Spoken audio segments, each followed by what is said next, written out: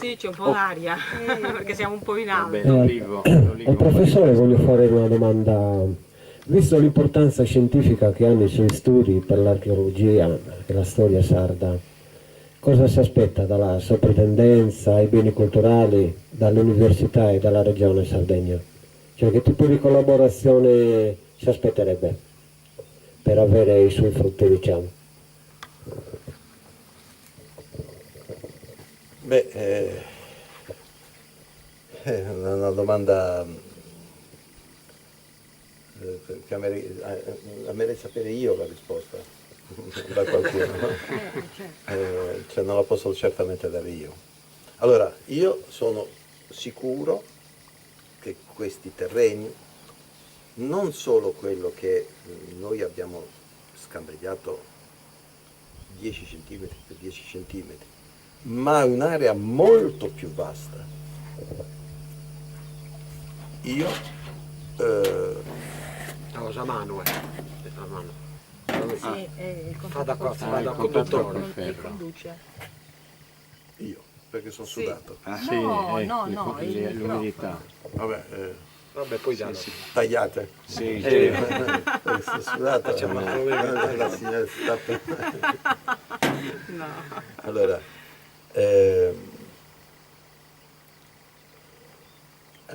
il problema è un problema che solo in Italia diventa complicato, io credo. Allora, sappiamo che la proprietà è dello Stato e quindi di beni demaniali o qualunque istituzione che sia dello Stato. La soluzione più che vedo possibile è non di darlo ai beni regionali che non riescono ad acquisire perché non ci sono gli strumenti tecnici per comprare le aree. Io, questo è quello che ho sentito, non sono sicuro che non esistano gli strumenti tecnici. Poi, per quanto riguarda la sovrintendenza è lo Stato. Se lo Stato vuole continuare, io non so se possa fare gli espropri chi li può fare? Li fa il sindaco, li fa la regione. Si possono mettere, tanto per cominciare, se uno crede a quello che è stato fatto dal mio team e da me, ecco, noi l'abbiamo dimostrato all'interno dell'area, dove addirittura alcune strutture sono state trovate con la precisione del centimetro. Io ho documenti in cui indico, con fotografie che sono, come sapete, nella parte di testa della fotografia, c'è la data e l'ora. E poi la fotografia non l'ho fatto io perché sono io, il professor Zucca che l'ha fatto. Io indico con dei sassi dove scavare e il giorno dopo, al posto di quei sassi, dove l'archeologo poi ha fatto gli scavi, troviamo il più grande betilo che sia mai stato trovato. Oppure che in un'anomalia dove si vedevano delle figure strane, addirittura si parlava di esseri mitologici, di animali giganteschi o di cose del genere, ma poi potevano essere 2 o 3 statue una sopra l'altra e quindi lo scavo ha accertato che erano 2 statue quasi intere, ma con una precisione del centimetro in alcuni casi. Le tombe sono state le lastre che coprono le tombe, predette con una precisione del centimetro. Allora, avendo dimostrato questo, è plausibile, auspicabile, io credo credibile, che si possa estendere tutto il lavoro, a tutto il lavoro da noi eseguito, quei dati che noi abbiamo verificato all'interno dell'area con lo scavo. Come fare per procedere? Allora, io non lo so, ma credo che debba esistere da qualche parte un sistema che debba proteggere, se no la tutela del patrimonio come si fa? Solamente a sentimento? Cioè, come fa la sovrintendenza a mettere un vincolo archeologico? In base a dei dati storici, ma dati storici su parcelle di terreno anche piccoli è molto difficile, se non in specifici casi, dirlo esattamente. Ci deve essere qualche strumento tecnico, che in alcuni paesi del mondo è proprio la geofisica. Addirittura si mettono i vincoli in funzione di quello che dice la geofisica, che è ormai una tecnica accertata. Non c'è la certezza di che cosa possa essere, ma che ci sia un indizio, la geofisica lo è, se è fatta bene, se è fatta con diversi metodi sovrapposti uno all'altro, si ha quasi la certezza. La certezza poi non ce l'ha nessuno, neanche quello che scava. Dunque il fatto che attorno agli scavi di Monteprama i terreni siano di proprietà privata, che tipo di ostacolo sta incontrando? È tutto lì, è tutto quello il problema. Il problema è che è tutta un'area privata, quindi c'è una normativa di rispetto delle aree private, una normativa dello Stato che si può applicare, ma ci vogliono mezzi economici per gli espropri oppure per mettere i vincoli, è tutta una cosa che va a catena. La geofisica in Italia non è ancora utilizzata per poter mettere dei vincoli, anche se in questo caso, per esempio, nel caso eclatante in cui non è solamente la geofisica, ma un certo professor Liblio e altri che hanno dichiarato che ci sono, che avevano visto in passato, nel 77, durante gli scavi, strutture importanti. E quindi normalmente questo potrebbe bastare per mettere un vincolo. Ma non solo, ma questi vincoli possono anche essere messi come protezione di beni identitari. Per esempio, io credo che se c'è un bene identitario è la struttura archeologica che è stata messa in evidenza già dal 75 e poi fino al 2015, o addirittura nel 2016, possono essere protetti. Credo che esista un vincolo archeologico, spero che esista un vincolo archeologico, e contemporaneamente sono protetti anche i terreni, credo 200 metri attorno, e quindi lì non si può fare nessuna attività, men che mai distruttiva. Il problema comunque è comprare i terreni, e lo deve comprare lo Stato, su cui può agire, altrimenti questi terreni, anche se fossero i privati, io privato posso non vendere. Perché dovrei per forza vendere se lo Stato non mi impone un vincolo? Quindi il problema è di mettere un vincolo su questi terreni. Si è pensato di poter fare, attraverso associazioni che operano sul territorio, un crowdfunding in cui intervengono tutti i cittadini, non sì, solo i sardi. Certo. Abbiamo visto diversi esempi di questo genere, infatti, anche nel resto del mondo, in cui vengono acquistati oppure finanziati direttamente da privati interventi di questo genere. Sì, ma questi dovrebbero finanziare, per esempio, una fondazione o piuttosto che un'associazione o di privati e poi donarli in qualche modo, intestarli,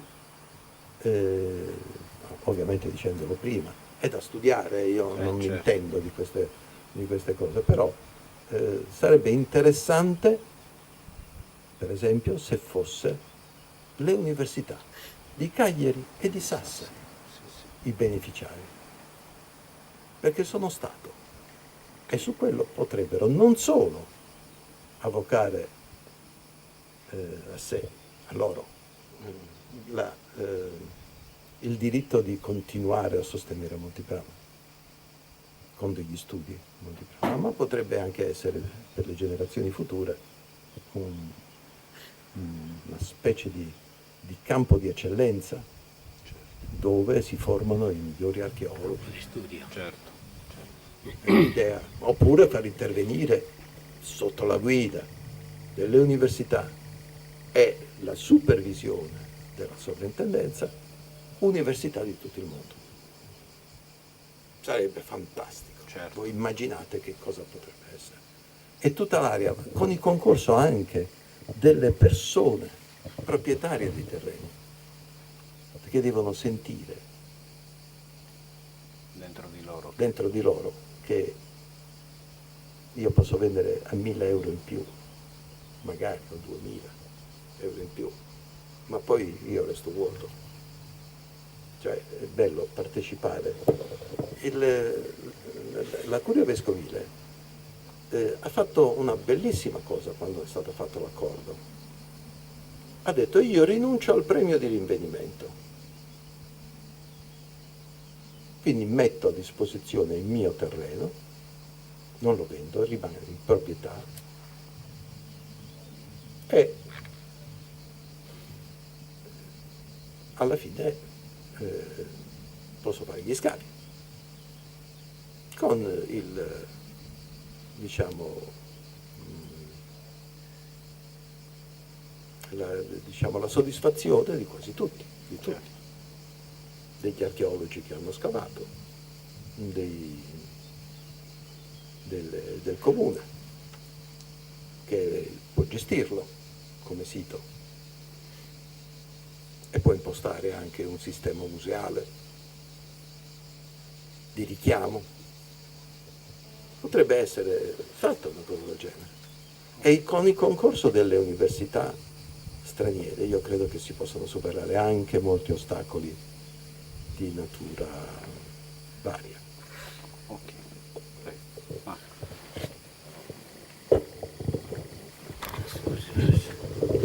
Una volta iniziati gli scavi, ecco, secondo lei la gestione a chi dovrebbe rimanere o dare, quantomeno, in modo che non si creino tanti di quei mezzo padroncini, usando un termine proprio anche. Voi volete da me certe risposte che in tutti questi anni non sono riusciti a dare dei politici. Non lo so, io ho una visione forse romantica, se vogliamo dirla così, di tutta gente buona che vuole fare belle cose. E quindi sappiamo bene che purtroppo non è così. Ci sono invidie, ci sono... io credo che forse bisogna abbassare la guardia. Un'intervista che feci per, non mi ricordo, una rivista Enigmi della storia, mi pare che si chiamasse, che è uscita in 5 lingue diverse, quindi è stata vista in Inghilterra, in tedesco, in francese, spagnolo e portoghese, oltre che in italiano. E io vagheggiavo, sognavo, perché sono fondamentalmente un sognatore.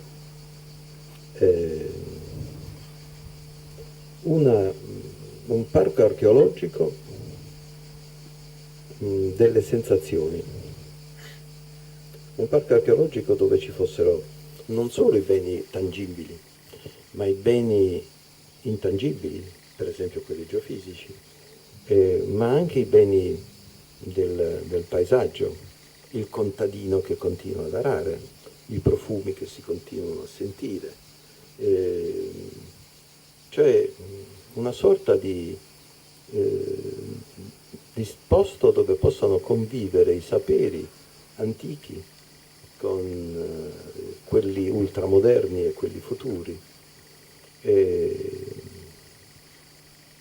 È una cosa singolare, ma tutto sommato si può fare, e si può fare con pochi soldi. La cosa incredibile, che si possa fare con pochi soldi. Io vengo da un viaggio fatto in Cina, invitato dall'ambasciata italiana, e è stata un'esperienza fantastica, perché c'erano personaggi presenti molto importanti, dal presidente al direttore dell'Accademia delle Scienze del Cina,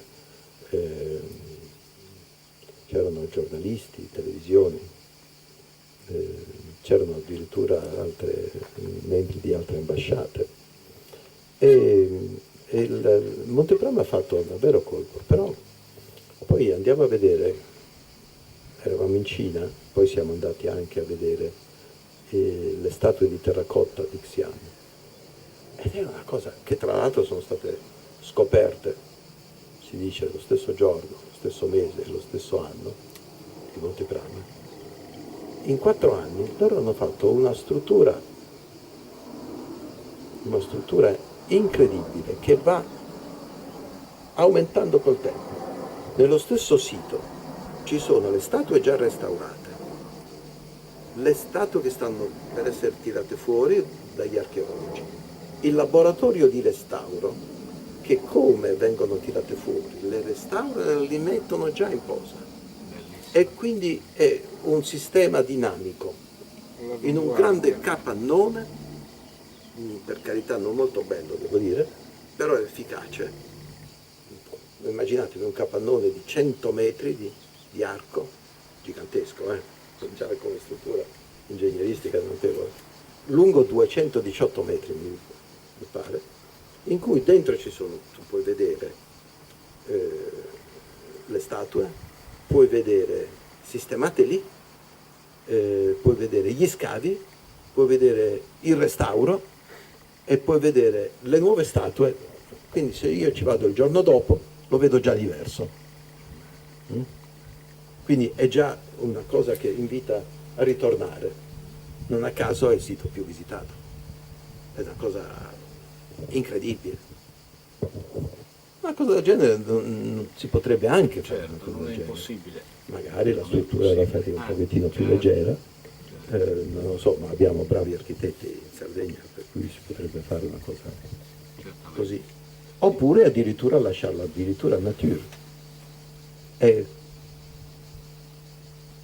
oggi si può fare anche una cosa fantastica, che io sto tentando di fare, anzi l'abbiamo già realizzata, però è uno scoop questo. Cioè io posso far rivivere le strutture. Il mio intervento, che ancora continua a Monteprama, ancora per poco perché poi vado in pensione e forse vado in Africa.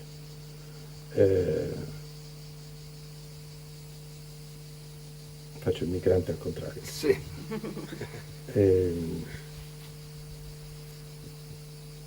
E cioè quella di... ho perso il filo. Il suo sogno di vedere Monteprama, ci dica, qual è il suo No, è quello che stavamo Dopo il capannone facendo. che ha visto. Il capannone, è quello di farlo comparire senza scavarlo, oppure rifarlo comparire dopo che i pezzi sono stati già portati altrove, senza che si rovinino. Si chiama realtà aumentata. Oggi è un giochetto elettronico affascinante. Una delle cose che mi aveva colpito, la cosa più bella che abbia visto negli Stati Uniti, devo dire la verità, è stata la macchina di ritorno al futuro, su cui sono salito, ed è stata un'emozione entrare nelle viscere della Terra 20 anni fa. Ho detto, questa mi piacerebbe realizzarla. Tutto sommato ci sto andando vicino. Non lo farò forse per la mia... però le indicazioni ci sono. Se non abbiamo i soldi e non possiamo superare l'acquisto dei terreni, che si faccia almeno questo. Certo. Ultima domanda. Lei sta dando molto a Monteprama. Che cosa si aspetterebbe da qui in avanti? Io mi aspetterei di riposare. O che qualcuno mi dicesse grazie. È l'unica cosa a cui aspiro. Quello è il minimo. No, non è il minimo. La parola grazia ha un valore molto, lo dice anche Papa Francesco. Dice, in passato era una cosa normale di chiedere permesso, chiedere scusa e dire grazie. Ma sapete che cosa vuol dire grazie? Cioè, grazie vuol dire che c'è da una parte di uno la riconoscenza. È una Del cosa lavoro fantastica. fatto, certo. Non ci sono neanche soldi. Oggi purtroppo si bada solamente all'aspetto economico. Il riconoscimento del... Il ricercatore, e io sono stato per 52 anni ricercatore, cioè io se i soldi non esistessero per me sarebbe molto meglio. Cioè non è importante, non è una cosa essenziale senza cui non puoi vivere senza la cultura, senza il progresso, non puoi vivere oggi perché sennò non possiamo tornare indietro se non lentamente con un occhio nuovo, facendole vedere, oppure possiamo godere di tutto quello che abbiamo, e noi dobbiamo dire grazie a tutti quelli che l'hanno conservati, che hanno permesso di metterli in evidenza. Dobbiamo dire grazie al vescovo che ha consentito di scavare a Monteprama. Ecco, anche, io spero, anche ai proprietari che consentiranno di riprendere, perché questo sito rischia di essere veramente un posto, è magico già da adesso, ma però se uno lo vede è assolutamente normale. Un sito che non ha grandi,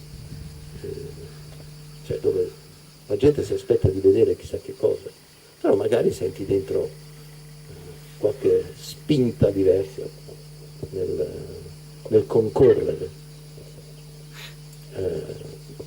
a realizzare un'opera che rimane la storia. Questo rimane la storia. L'unica cosa è che Monteprama ci sono voluti 40 anni per mettere in piedi un museo o dei 2 musei, perché noi potessimo goderlo. Quindi quando noi parliamo di bene archeologico, nel concetto di bene esiste una valutazione economica. Fintanto che sta nel sottoterra e noi non ne godiamo,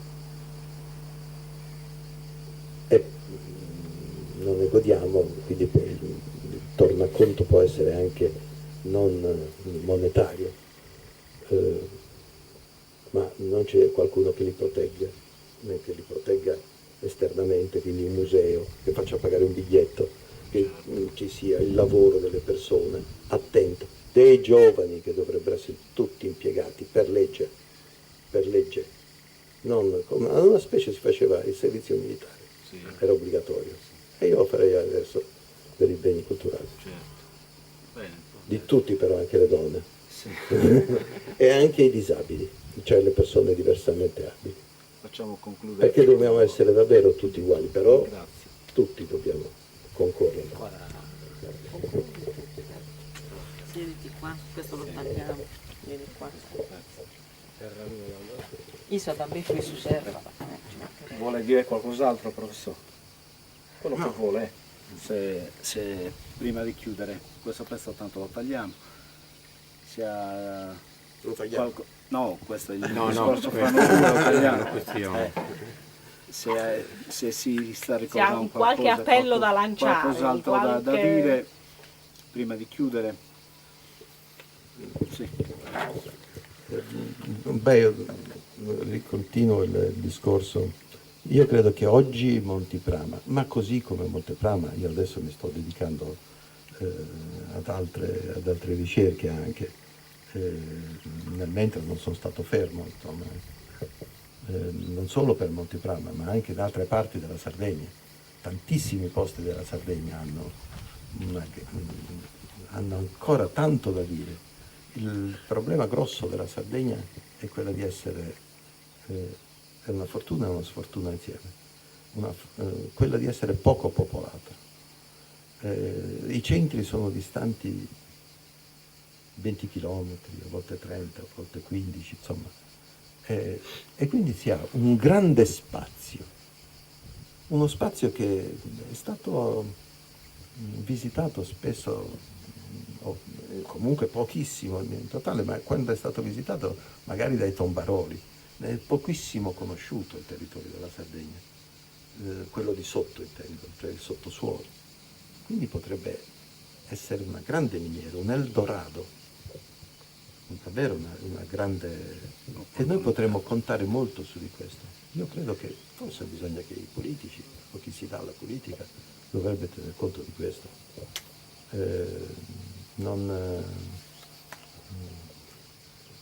E poi c'è un'altra cosa che è molto importante, io vorrei che fossero più chiari i ruoli. Cioè a me non piace, la cosa che disturba in tutto questo sistema è che ci sia qualcuno che si crede proprietario. Anche lo Stato non deve essere proprietario, perché lo Stato è fatto di cittadini e quindi i cittadini sono i proprietari. Cioè è un concetto che, se vogliamo, è filosofico, ma difficile da... E quindi però i cittadini ne devono godere tutti, ma devono essere preparati a goderne. Vuol dire che dobbiamo diffondere il sapere e dobbiamo diffonderlo in maniera saggia. La nostra Costituzione, che è una grande Costituzione per tantissimi versi, racconta che negli articoli ci siano degli enti statali preposti, le università che devono diffondere il sapere, le scuole che devono diffondere il sapere, le scuole di ogni ordine e grado, sempre più giù, fino ad arrivare ai bambini. Devono saperlo i bambini, quello che c'è nel nostro territorio. Ma non solo lo devono sapere, ma lo devono avere nel cuore. Cioè la cultura non si costruisce dall'alto, deve venire dall'alto, sì, piano piano la trasmissione, ma deve vegetare, deve risplendere nei bambini, che saranno attenti che se trovano qualche cosa nel loro cammino lo devono prendere e darlo a chi di dovere. Devono essere, e così i proprietari terrieri, e così, cioè non si può più nascondere questa esigenza. Se noi vogliamo, il miracolo di Monteprama è stato proprio questo, e un pezzettino me lo attribuisco, è stato quello di avere un mare di associazioni che discutono di questo. Io credo che andando su Facebook, non so quanta gente ci sia che voglia sentire parlare, ovviamente non solo di Monteprama, ma anche di beni culturali, di qualsiasi... Ci sono elettricisti, oltre che archeologi ovviamente, ma gente che fa i lavori comuni, che si occupa a tempo libero di andare in giro a vedere delle cose belle e le fotografano